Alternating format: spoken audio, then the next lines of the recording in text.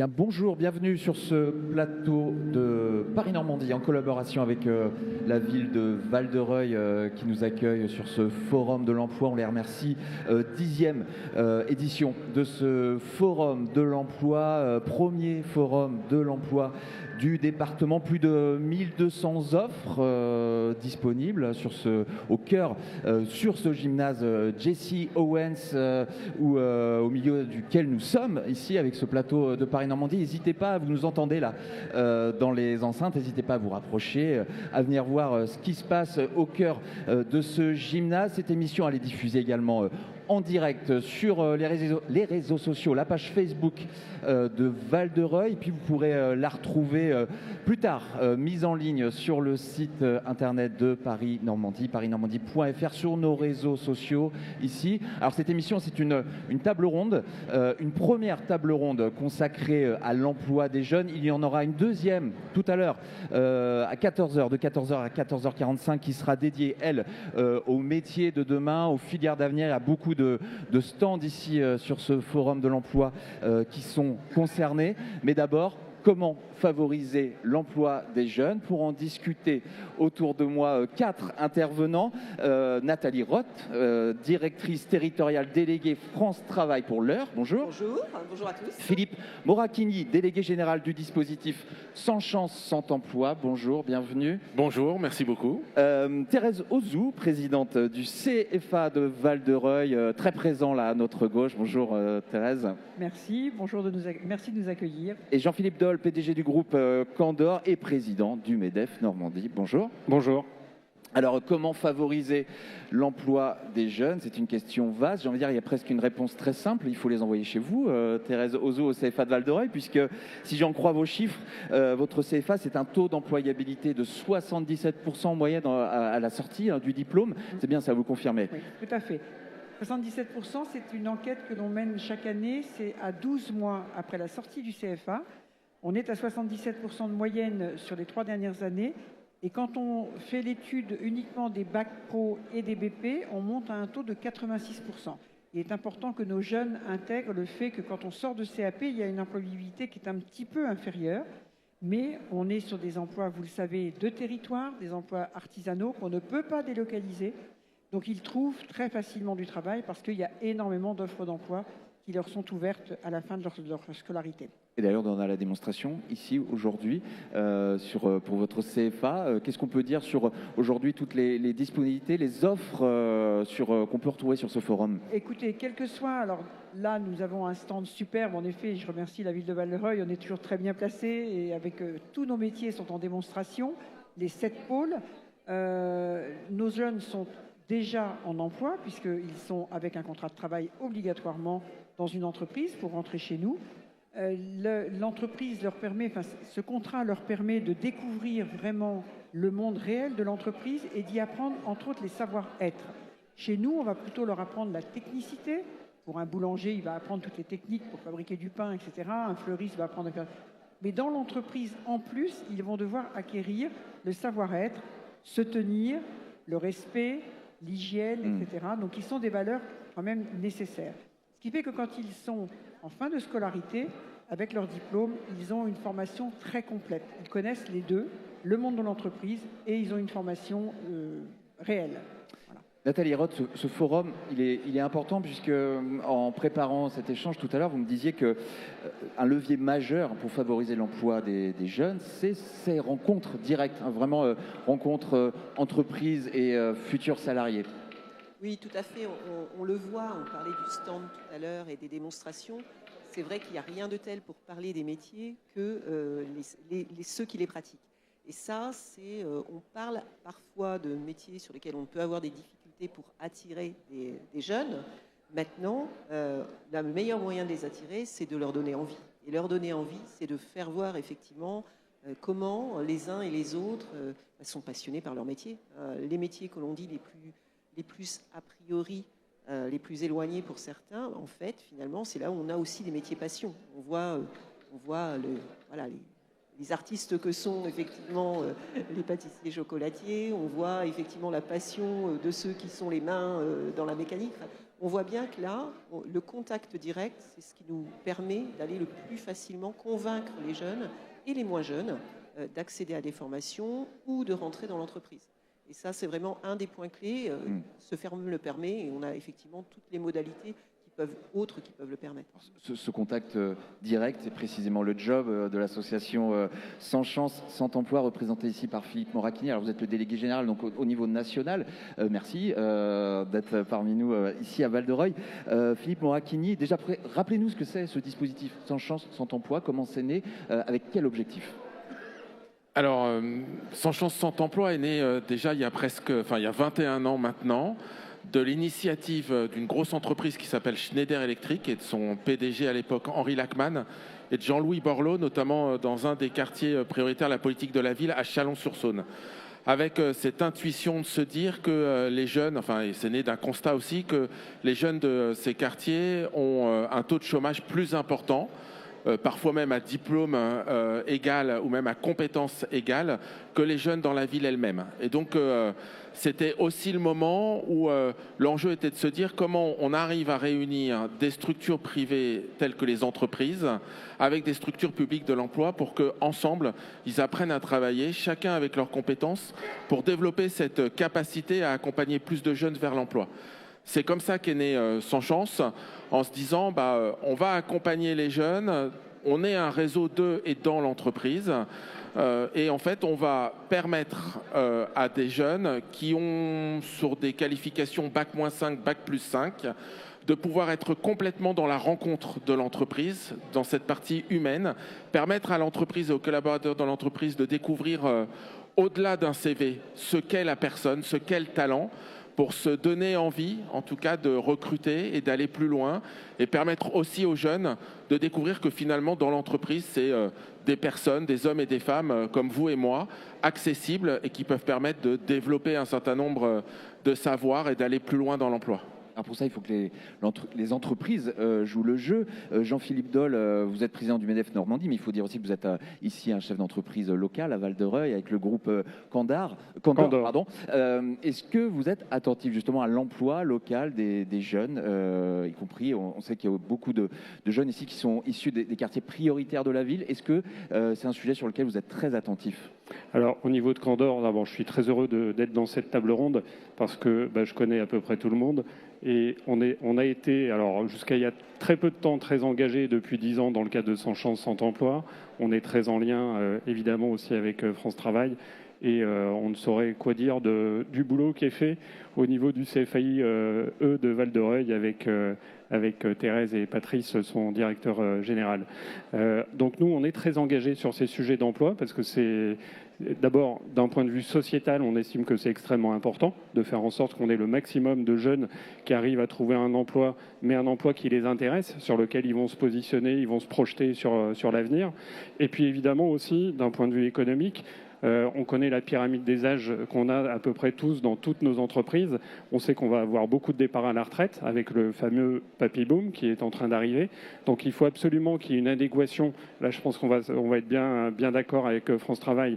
Il faut qu'il y ait une adéquation entre les besoins des entreprises et puis tous ces jeunes qui arrivent sur le marché du travail et surtout qu'il n'y ait pas de décalage entre des offres d'emploi qui ne seraient pas pourvues et des jeunes qui se retrouvent sans emploi parce qu'éventuellement, il pourrait y avoir eu à un moment donné un défaut en termes d'orientation. Donc oui, c'est vraiment des sujets très importants pour nous. On va évoquer ces besoins locaux. Juste précisons, Candor, je ne l'ai pas dit, c'est première entreprise normande de propreté, 2300 salariés. Vous êtes présent aussi, je crois, sur ce forum, c'est ça ? On est présent sur le forum. Notre siège social est à 500 mètres d'ici, donc on est vraiment un acteur du territoire. Ouais. Nathalie Roth, quel tableau on peut dresser aujourd'hui sur ce secteur, alors de Val-de-Reuil un peu plus large, des besoins des entreprises ici ? Alors, on va retrouver la particularité de l'heure, on va la retrouver aussi sur le secteur de Louviers et Val-de-Reuil, c'est-à-dire qu'on a un poids un peu plus important sur les secteurs industriels que d'autres zones du territoire, avec la particularité, bien sûr, ici, sur les industries de l'industrie pharma. Après, on va le retrouver aussi sur les offres d'emploi l'année dernière, comme sur les déclarations préalables à l'embauche, un poids très fort des services. On a plus de 80% des offres qui sont dans les secteurs du service, aussi parce que ce secteur industriel dégage derrière des besoins. On a des besoins effectivement dans l'entretien des locaux, on a des besoins dans la logistique, voilà, tout ce qui en fait vient nourrir toute la chaîne, effectivement, se retrouve derrière. Et puis, comme on le disait tout à l'heure, on a la réalité de tout ce qui est la proximité. C'est-à-dire la proximité, c'est tout l'artisanat qu'on retrouve dans toutes les zones et sur lequel, effectivement, très, très justement, on disait tout à l'heure, c'est des éléments qu'on ne peut pas délocaliser, de la même manière que le soin, l'aide à la personne, fait partie des choses qui, de la même manière, ne se délocalisent pas.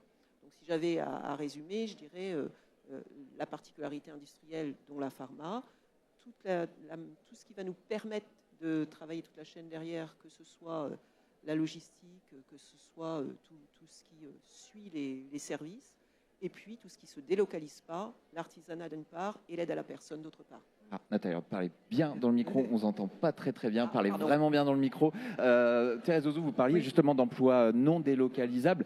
Le CFA de Val-de-Reuil, c'est aussi un enjeu, on va dire, d'attractivité au fond pour le territoire. Oui, alors en effet, on a une attractivité sur le territoire et je vais parler du territoire eurois, puisque le CFAIE a la particularité d'avoir ses propres lignes de bus, donc on va chercher les jeunes dans tous les coins du département. Donc la mobilité n'est pas une difficulté, qu'on habite à Rugles, à Breteuil, à Bourteroulde ou n'importe où, Gisors. Les lignes de bus amènent les jeunes au CFA gratuitement, donc c'est un vrai service qu'on offre aux jeunes. Et il y a un point sur lequel je voudrais insister aussi, ce qui est sur la reprise d'entreprise, qui va devenir de plus en plus difficile pour les entreprises artisanales. Et on a eu un très bel exemple cette semaine d'un excellent pâtissier au Neubourg qui est très impliqué dans la branche puisqu'il était président du syndicat de la pâtisserie, qui avait une boutique absolument exceptionnelle, qui a réussi à céder son entreprise à un ancien apprenti de chez nous, voilà, qu'il a pris 6 mois. Il savait que c'était dans le but de reprendre et il a revendu son fonds de commerce. C'est un très bel exemple parce qu'il va y avoir dans les prochaines années, toujours avec le problème de l'âge, énormément de boutiques à vendre. Et pour nos apprentis qui sont déjà impliqués dans des entreprises, ça peut être, ils connaissent l'entreprise. Donc, le pas du rachat peut se faire plus facilement. Ils vont connaître la clientèle, les produits, etc. Après, il faut les accompagner. Ce n'est pas de notre ressort à nous. Il faut les accompagner dans la gestion, etc. Mais il va y avoir de très belles opportunités. Et un autre point sur lequel je voudrais insister, parce que c'est important, nous, on dit toujours qu'on forme à des métiers de l'excellence. On essaie d'inculquer à nos jeunes d'avoir envie d'aller au-delà de fabriquer du pain, des gâteaux, etc. On les forme, on les envoie dans beaucoup de concours. Et je peux vous dire, quand ils vont dans un concours et qu'ils gagnent une médaille, etc., c'est vraiment pour eux très valorisant. Pour nous, bien évidemment aussi, ça fait la répétition de notre établissement. Mais pour eux, c'est vraiment très chouette. Et ce sont généralement des jeunes qui vont avoir un très beau parcours professionnel. Ce n'est pas tous, mais bon, voilà, on a beaucoup de médailles et j'en suis très fière. Voilà. On voit des très belles choses d'ailleurs sur le stand du CFA, des choses très appétissantes. Vous pouvez aller goûter. Si jamais vous regardez en direct sur la page Facebook de la ville de Val-de-Reuil, voilà, il est presque midi, vous avez encore le temps de venir voir ce qui se passe ici sur ce forum de l'emploi. Philippe Moracchini, ce dispositif sans chance, sans emploi, comment ça fonctionne concrètement? Si jamais, quels sont les relais ici locaux, si on est curieux, si on veut y être associé, comment ça fonctionne très concrètement? Alors, il faut être âgé entre 16 et 30 ans. Voilà, ne pas nécessairement avoir de qualification en prérequis, mais une motivation et en tout cas un bout de projet professionnel, avoir déjà une petite idée de ce qu'on a envie de faire, et puis se rapprocher d'une structure de l'emploi, d'une organisation telle que la mission locale, France Travail, les EPID ou autres structures. Et ensuite, ça va se vivre en une étape principale, qui est une semaine de coaching intensive avec un coach certifié par notre association qui va permettre à chacun des jeunes de reprendre confiance, de mieux peaufiner son projet professionnel, de mieux identifier ses savoir-être, savoir-faire, son engagement aussi, sa motivation. C'est des cohortes de 12-14 jeunes. Et puis pendant cette semaine, on va avoir aussi la rencontre avec un réseau d'entreprises qui vont venir permettre à chacun de ces jeunes des entretiens conseils, des simulations d'entretien.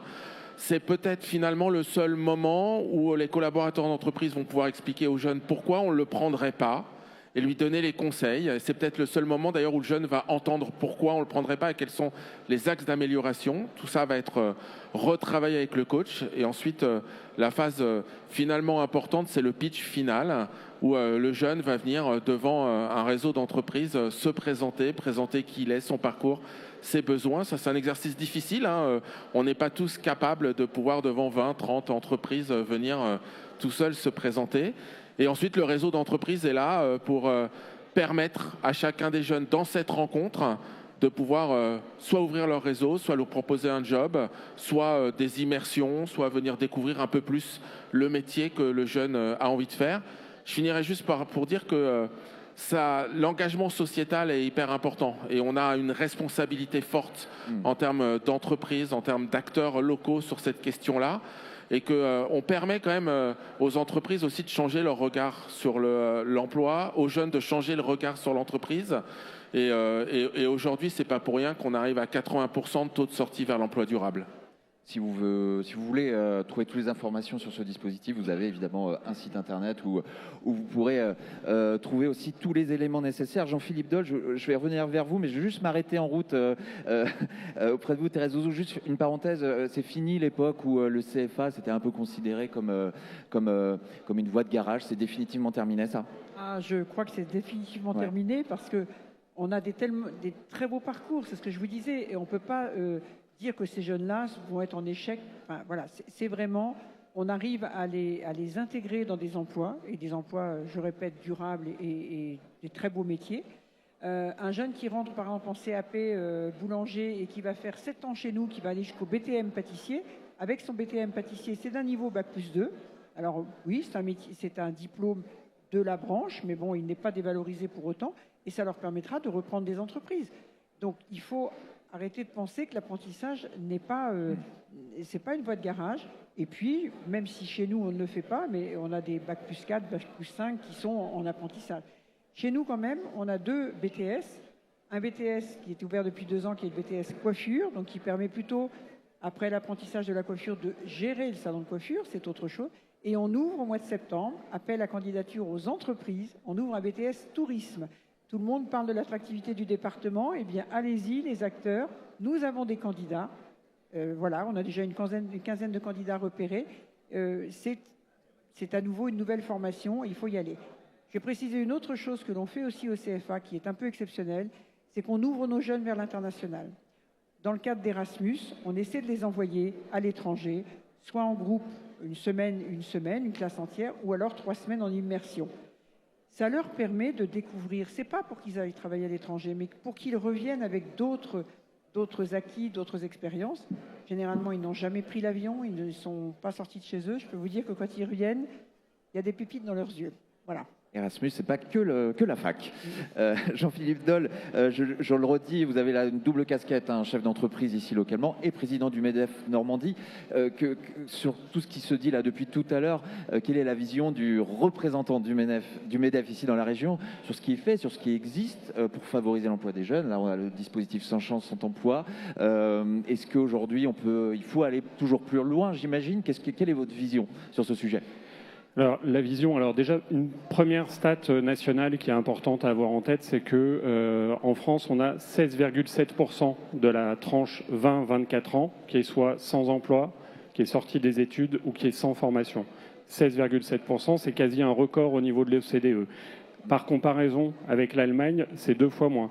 Donc 16,7%, c'est quand même un jeune sur 6 qui est dans cette situation-là, et donc comparativement à un jeune sur 12 en Allemagne. Donc, ce qu'évoquait Thérèse à l'instant est extrêmement important. Et là, on revient sur le sujet de l'orientation. C'est que plutôt que de se dire il faut absolument que nos jeunes aillent sur des filières générales et où certains se retrouvent sur du Bac+4, Bac+5, où on leur a fait miroiter des trucs incroyables avec des salaires de dingue à la sortie, la réalité n'est pas là. Et là, c'est une espèce de frustration immense et on le comprend, que peuvent ressentir ces jeunes, parce qu'ils ont été mal orientés, ils n'ont pas eu les bonnes informations à un moment donné, et donc ils se retrouvent dans une situation d'échec, alors qu'ils ont bossé comme des fous pendant leurs études. Et comparativement, on a des jeunes qui sortent, qui sont plombiers, qui sont, comme le disait Thérèse, qui sont passés par l'apprentissage et qui ont des jobs. Un plombier, il démarre à 2 500 € aujourd'hui. Hein. et il a un job tout de suite. Et il peut choisir l'entreprise dans laquelle il va travailler. Donc il faut qu'on arrête d'avoir cette espèce de frein psychologique sur l'apprentissage et sur si on ne fait pas un bac général et des études générales qui parfois sont effectivement, elles sont très efficaces, mais il y en a aussi beaucoup qui se retrouvent dans des situations extrêmement difficiles. Et du coup, pour eux, c'est vraiment une frustration immense parce qu'ils ont énormément travaillé. Alors ça, c'était juste d'un point de vue général au niveau national.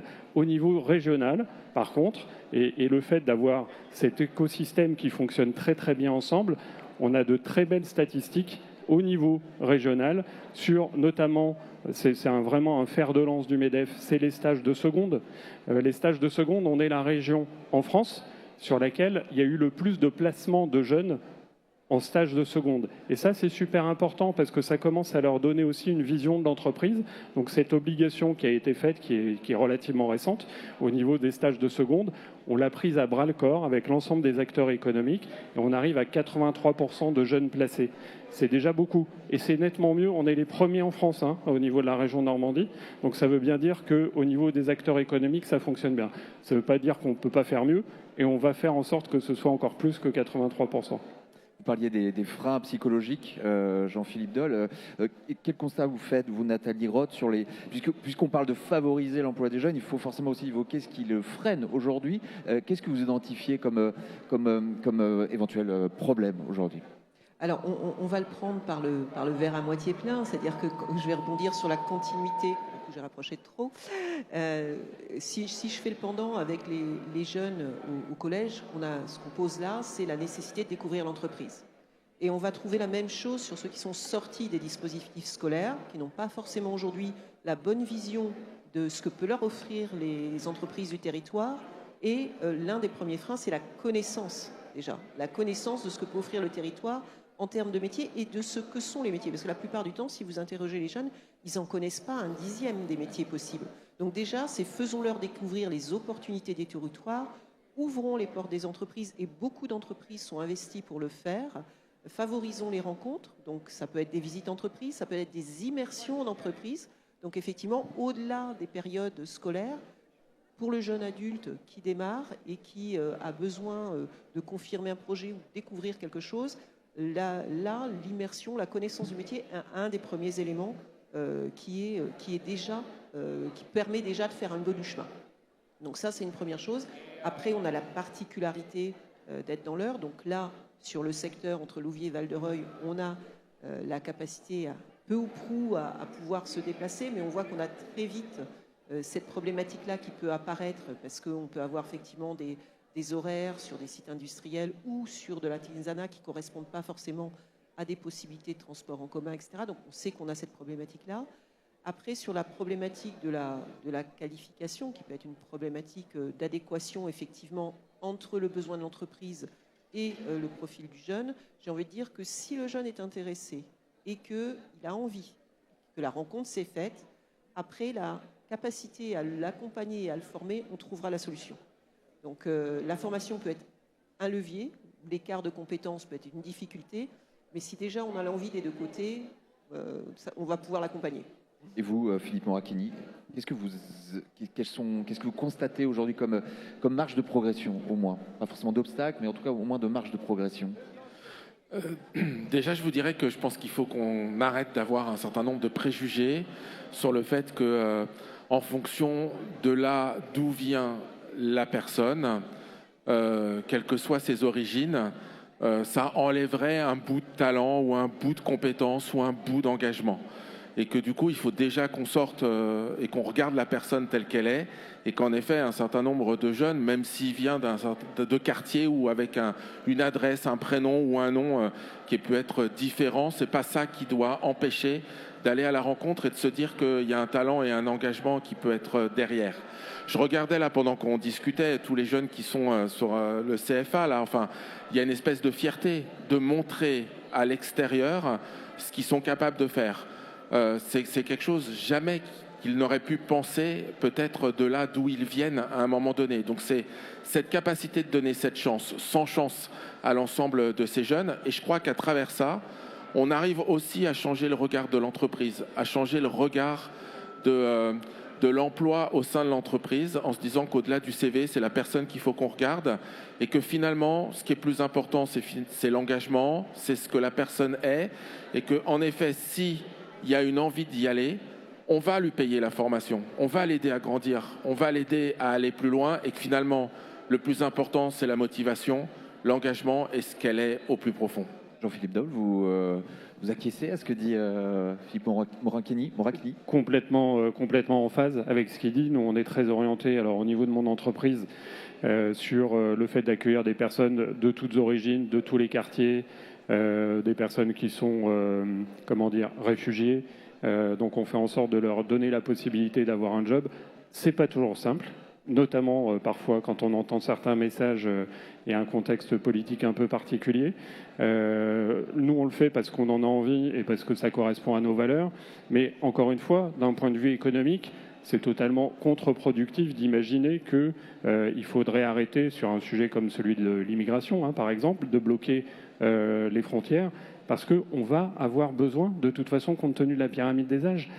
Donc je suis complètement d'accord avec ce qui est dit sur le fait qu'il faut arrêter les a priori et ouvrir un peu nos chakras sur le fait d'accueillir tout le monde, parce qu'on va avoir un énorme problème à un moment donné lié à la pyramide des âges. On n'aura plus de salariés, on n'aura plus personne pour occuper les postes qu'on a à pourvoir. Zouzou, vous voulez réagir? Je voudrais réagir sur un point, c'est qu'on a, nous, un dispositif au CFA qui est un peu particulier pour les jeunes migrants, qu'on appelle le dispositif FLE, français langue étrangère. C'est-à-dire que ces jeunes intègrent le CFA avec un contrat d'apprentissage dans une entreprise, mais qui va être un contrat pour un CAP qui va être de 3 ans au lieu de 2. L'entreprise accepte, et de plus en plus d'entreprises ont bien compris que c'était des jeunes qui étaient généralement motivés, qui ont envie de travailler, etc. Et donc, ils les prennent. La première année est chez nous, c'est l'apprentissage du français, aucun geste professionnel. Dans l'entreprise, si c'est chez Jaboucher, il va commencer à apprendre. Et après, il intègre le CAP. Donc, on essaie vraiment de répondre à cette demande.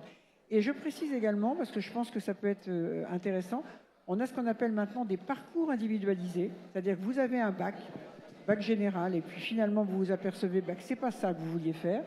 Vous voulez revenir vers un CAP, on les prend, nous, bien évidemment, avec un contrat d'apprentissage, et ils font leur CAP en 1 an. Vous avez les 3 jeunes, les 3 ou 4 qui sont en fleurs là, sur le stand ce matin, sont tous des parcours individualisés. Allez les voir, c'est des jeunes, des fois, qui vous disent qu'ils sortent d'école vétérinaire, et puis finalement, non, ils ont envie d'être fleuristes. Eh bien, c'est possible maintenant, tout ça est possible. Et je reviens sur le dispositif sans chance, sans emploi. On a la même tranche d'âge, puisque l'apprentissage, je le rappelle, les contrats d'apprentissage sont possibles jusqu'à 29 ans et même 30 ans en cas de situation de handicap. Donc, surtout, il n'y a pas de frein. Enfin, je pense que vraiment l'apprentissage maintenant peut être ouvert à tout le monde et il faut y aller.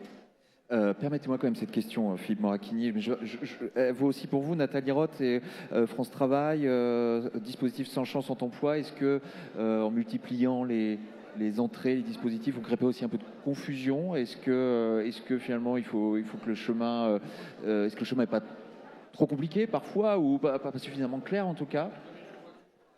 Est-ce que Alors, peut-être se dire que c'est un moment, le sujet, c'est qu'on travaille justement tous en réseau. C'est-à-dire que on a l'objet, c'est quel que soit l'endroit par lequel le jeune va rentrer, que ce soit parce qu'il a entendu parler du dispositif, que ce soit parce que la mission locale le suit, que ce soit parce que France Travail le suit, peu importe. Le tout, c'est que chaque acteur du réseau identifie quel est le bon interlocuteur dont il a besoin à un moment donné et puisse le préparer à cette prochaine étape.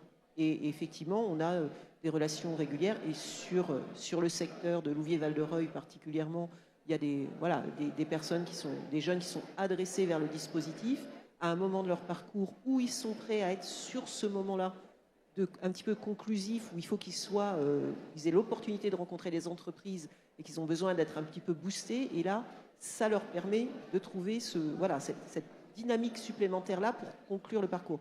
Donc effectivement, je pense que ce n'est pas de la concurrence, c'est plutôt de la complémentarité en ce qui. Oui. Ouais, quand dans le cadre de l'association, on porte une valeur comme la rencontre, on ne peut pas ne pas être dans des logiques d'alliance territoriale. Sans chance, c'est sur des bassins d'emploi, des zones de vie. Et donc l'enjeu, on le voit ici déjà autour de la table, mais toutes les personnes qui sont présentes aussi sur ce forum, à un moment donné, on a travaillé ensemble, on a amené le jeune vers et dans l'emploi. Et donc il y a plein de dispositifs qui existent, mais en effet, de quelle manière on est complémentaires et de quelle manière on permet à chacun de pouvoir y aller. Je vais juste prendre un exemple pour montrer cette complémentarité. Sans chance n'est pas dans des logiques de qualification de diplôme. Sur le territoire, il y a aussi une association qui s'appelle NQT, Nos Quartiers ont du talent, qui est plutôt sur des bac+3. Disons à un moment donné que tous les jeunes qui n'ont pas de qualification suivent le parcours sans chance et que ceux qui ont une qualification au regard de l'expertise et de la compétence de NQT rentrent dans le dispositif NQT. En fait, ça ne pose pas de problème. La seule ambition, c'est de se dire, s'il y a un jeune, qu'il est là, qu'il a envie d'y aller, permettons-lui d'y aller, quel que soit le parcours qu'on va lui proposer. L'essentiel est qu'on y arrive et que sur le territoire, d'un point de vue économique, d'un point de vue social, on arrive à développer notre impact et faire en sorte qu'il y ait moins de chômage de jeunes. Philippe Moracchini, vous parliez de la fierté, vous aviez constaté sur les stands du CFA de Val-de-Reuil. Encore une fois, si vous nous regardez là en direct sur la page Facebook de Val-de-Reuil, venez voir ce qui se passe au stade, au gymnase Jesse Owens. Cette émission, cette table ronde, elle est aussi disponible, peut-être que vous la regardez en ce moment en replay sur parisnormandie.fr. Thérèse Ozou, il y a près de 3000 collégiens, lycéens, alternants là présents normalement aujourd'hui sur ce forum. Qu'est-ce que vous dites en priorité? Peut-être que c'est une question que je vais poser à tout le monde ici. Qu'est-ce que vous allez dire en priorité à tous ces jeunes qui vont se présenter à vous tout à l'heure, tout au long de cette journée? Je pense que la première chose, et je suis d'accord avec les autres personnes, il faut leur faire découvrir les métiers. Mon directeur dit toujours, on ne va pas vers un métier qu'on ne connaît pas. Donc, allez voir les jeunes. Venez aux portes ouvertes. On a encore une prochaine porte ouverte le 26 ou 28 avril, je ne sais plus, c'est un samedi. Je n'ai plus la date exacte en tête. Mais venez voir, venez découvrir, venez parler avec les jeunes. On va pas devenir boulanger si on ne sait pas ce que fait un boulanger. Beaucoup de jeunes nous disent, ah bah oui, mais il faut être debout toute la journée. Ah bah oui, le boulanger, il n'est pas assis. Mais il faut découvrir, il faut y aller. Et il y a un dispositif aussi qui existe qui sont les mini-stages. Je pense que c'est une très bonne chose. Les jeunes donc demandent à venir découvrir un métier dans le cadre d'une convention avec la CCI et la CMA et l'organisme. Et donc voilà, ils ont possibilité de venir. C'est une semaine, on découvre, on vient voir, il n'y a pas de préjugés, il faut y aller, il faut oser. Jean-Philippe Dole, comment vous inciteriez les jeunes visiteurs et les adultes aussi à venir vous voir à la fois sur le stand du groupe Candor, mais aussi vous voir vous, tout simplement, pour discuter? Un peu comme ce que vient de dire Thérèse, moi je les inciterais surtout à avoir aucun a priori et donc à ouvrir le maximum le champ des possibles, rencontrer le maximum de métiers possibles pour qu'ils se fassent vraiment la meilleure idée de ce qu'ils ont envie de faire dans l'avenir, sachant que ce qu'ils ont envie de faire dans l'avenir, ce n'est pas non plus forcément ce qu'ils vont faire pendant toute leur carrière. Donc il y a aussi le sujet de l'employabilité qui est important, mais je les engage vraiment à avoir aucun a priori. Je vous donne juste l'exemple de mon métier, qui est celui de la propreté, qui généralement fait rêver à peu près personne. Et pourtant, on a des carrières incroyables qui se font dans ce métier-là, parce qu'il y a un ascenseur social dans ce métier qui n'existe quasiment nulle part ailleurs. Et tout à l'heure, juste avant d'arriver, j'étais avec une personne qui est partie à la retraite il y a 1 an, mais qui adore Corinne Saumon, tu la connais, et qui a fait, pour vous dire un peu, elle a démarré comme agent de propreté il y a 20 ans, elle a fini à gérer 500 personnes. Elle n'avait pas de diplôme particulier, mais elle s'est éclatée dans ce métier. Elle l'aime tellement qu'elle vient nous voir régulièrement entre 2 voyages maintenant qu'elle est à la retraite. Donc ça veut dire qu'en fait, il ne faut pas avoir d'a priori sur l'activité, sur le métier. Tout ce qui compte, c'est l'envie et c'est le projet qu'on va avoir tout au long de sa vie professionnelle, mais qui pourra évoluer aussi. C'est pour ça qu'il faut vraiment en permanence être ouvert le plus possible. Alors s'il y a une leçon peut-être finalement à donner, à retenir, c'est vraiment ça, en finir avec les a priori. Nathalie Roth. Ah, tout à fait. Alors, ni d'a priori, ni sur les métiers, ni sur les personnes. Je pense que là, on est rencontrons-nous, permettons les rencontres. Et avant les immersions qui peuvent permettre effectivement de découvrir directement avant les visites, si vous voulez, on a aussi sur le stand des lunettes 3D. Si vous voulez découvrir tout un panel de métiers, les collègues vous permettront de voir que ce soit les métiers de la santé, les métiers du nettoyage, l'industrie. Donc n'hésitez pas, découvrez, ouvrez vos yeux. Et je pense qu'il y a plein de belles choses à faire et plein de belles rencontres surtout. Et n'hésitez pas à ressortir de ce forum en ayant fait le tour de toutes les entreprises aussi. Prenez le temps, oui, prenez le temps de faire le tour. Philippe Moracchini, vous avez un stand ici, Sans Chance Emploi? Oui, tout à fait, un stand. Ouais. Qu'est-ce qu'on peut y trouver alors? Et comment vous le vendez ce stand? Comment vous incitez tous ces visiteurs à venir le voir? Qu'est-ce qu'on y trouve? Qu'est-ce qu'il faut aller y voir? On y trouve simplement notre parcours. On y trouve une personne qui s'appelle Rouliane, qui va vous expliquer complètement comment ça se passe, comment vous allez être accueillis, quelles sont les différentes possibilités que vous pouvez avoir dans le cadre de Sans Chance Sans Emploi, et vous donner envie d'aller encore plus loin et de montrer que vous êtes capable de le faire. Voilà.